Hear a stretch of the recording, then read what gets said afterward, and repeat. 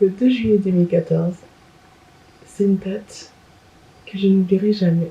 De toutes les nations, des disciples de tout part. Quand je me rends compte que pour nous Dieu a sacrifié son fils, à chaque fois que j'y repense, je suis pratiquement au bord des larmes. Du renouveau, un nouveau flow, une vraie dédicace au Dieu de l'infini. Du renouveau, un nouveau flow, ouais, puis dans les bas proches, assez loin d'être fini.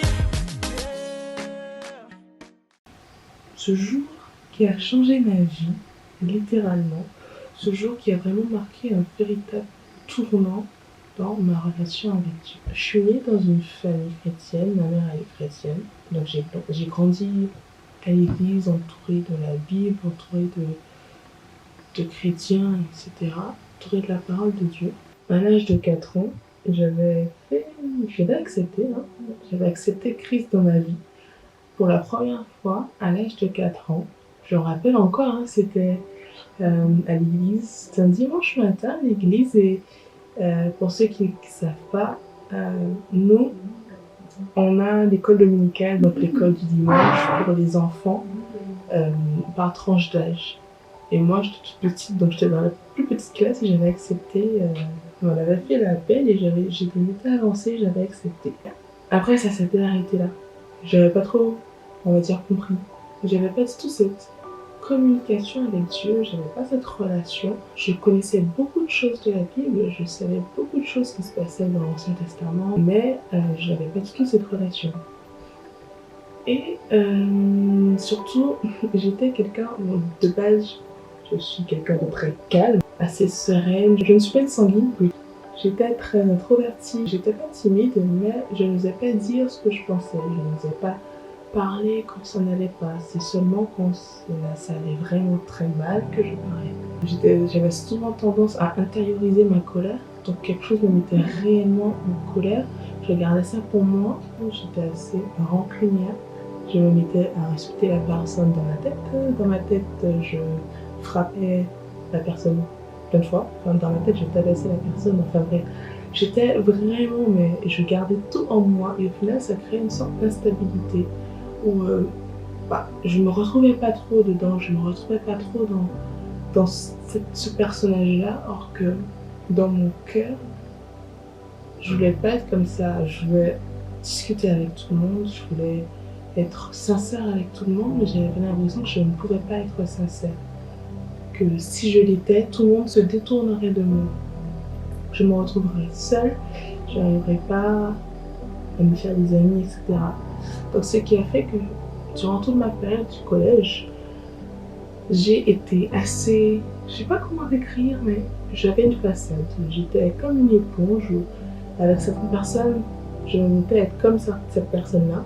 Après, je passais à une autre personne, j'étais différente. En fait, j'étais pas moi-même, je me montrais pas sur mon vrai visage. Et je montrais un masque, une façade. Et ça a été très difficile pour moi parce que je ne connaissais pas mon identité, ma personnalité, je ne savais pas réellement comment j'étais. Surtout que j'avais toujours cette image de l'enfant modèle, celle qui a des bonnes notes à l'école, celle qui est sage, celle qui est obéissante, qui ne dit jamais rien, qui fait ce qu'on lui dit. J'avais cette image on va dire, à la fille parfaite que je voulais maintenir. J'avais beaucoup peur du regard des autres, de qu'est-ce qu'ils pourraient dire, surtout qu'il y avait des choses que je faisais dont j'avais vraiment honte. Mais j'en parlais à personne, je gardais ça pour moi. Et ça m'arrivait le soir où, dans mon lit, je pleurais le soir, toute seule. Et parce que je ne savais pas quoi faire. En 2014, donc fin troisième, j'en ai eu assez. J'en ai eu marre de tout ça. J'en ai vraiment eu marre de tout ça. Je supportais pas, je voulais sortir, je voulais plus être emprisonnée dans cette façade, dans ce personnage que je m'étais créé. Je voulais être moi-même. Je voulais me découvrir. En plus, j'allais rentrer au lycée. Donc le lycée, c'est autre chose que le collège. Et après le lycée, ça allait être les études supérieures. Et ça encore, c'est autre chose. Donc je voulais réellement être moi. Ça a été un moment de grande remise en question pour moi. J'ai ouvert ma Bible. Et je voyais ce que Dieu faisait dans la vie des autres personnes, enfin des gens dans la Bible, il leur a enlevé des fardeaux, il les a transformés. Il y a même des gens autour de moi qui témoignaient de leur vie, ma mère elle-même qui témoignait de comment elle a été transformée, sa vie, comment elle a changé avec Dieu. Moi, je voulais vivre la même chose. Et là, j'ai vraiment pris la décision de chercher Dieu. Le 2 juillet, j'ai décidé de réellement me remettre à Dieu, consacrer toute ma vie à Dieu et de le laisser me transformer, de le laisser faire les choses pour moi, puisque moi-même je n'y arrivais pas. Et un poids avait quitté mes épaules. Je me sentais, pour la première fois, je me suis sentie remplie en fait. Il n'y avait plus ce vide en moi où j'avais l'impression que personne ne m'aimait. Il n'y avait plus ce vide-là. Et je sais pas, c'était une libération, c'était incroyable. Parce que je suis sentie vraiment remplie avec un amour qui venait pas de moi. Je ne sais pas comment expliquer, mais c'était vraiment ça. Cet amour qui venait pas de moi me remplissait et remplissait le vide qu'il y avait dans mon cœur. Et peu de temps après, même pas une semaine après, j'ai participé à un camp avec d'autres chrétiens qui venaient de la Guadeloupe, des États-Unis aussi. Et je crois que c'est le camp qui m'a marqué à vie parce que ça durait 2 semaines, on était dans un hôtel et on faisait plusieurs activités ensemble. Que j'ai vraiment expérimenté Dieu durant cette période-là.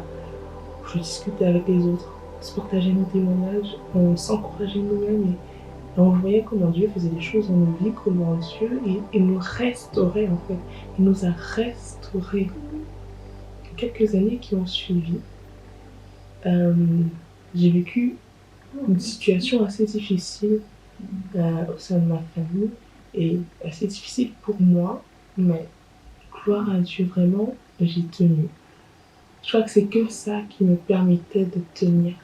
Et aussi, j'apprenais à me découvrir, à découvrir mon caractère et je découvrais une force de caractère que j'avais, que je soupçonnais même pas. À la fois m'a réellement fait tenir. La parole de Dieu, la prière, le fait de discuter avec Dieu comme je discute comme ça avec vous, ça m'a vraiment permis de tenir. Qui a fait qu'aujourd'hui je suis là pour témoigner, pour parler de ce qu'il a fait pour moi et j'espère qu'à travers mon témoignage, il y a des personnes qui seront touchées, même si c'est une personne. Et si cette personne c'est toi, je suis vraiment, vraiment contente. Et si cette personne c'est toi, vraiment, je te dis, accroche-toi. Ne lâche rien, accroche-toi. Cherche à le connaître, cherche à connaître. Tu te demandes s'il existe vraiment. Ne va pas tergiverser, ne va pas chercher des philosophies pour expliquer quoi que ce soit. Tout simplement, tu viens et tu demandes à Dieu, tu lui parles. Comme on se parle. Ok, Dieu, montre-moi. Je veux te découvrir, je veux apprendre à te connaître, je veux savoir si tu existes. Tu auras peut-être l'impression de parler dans le vide, mais rassure-toi, tu ne parles pas dans le vide. Pour venir à Dieu, tu n'as pas besoin d'être parfait, tu as besoin d'être toi, avec tes défauts, avec tes difficultés, avec ta joie, avec ton bonheur. Viens tel que tu es. Son oreille n'est pas trop dure pour entendre ta prière. Au contraire, il n'attend que ta prière.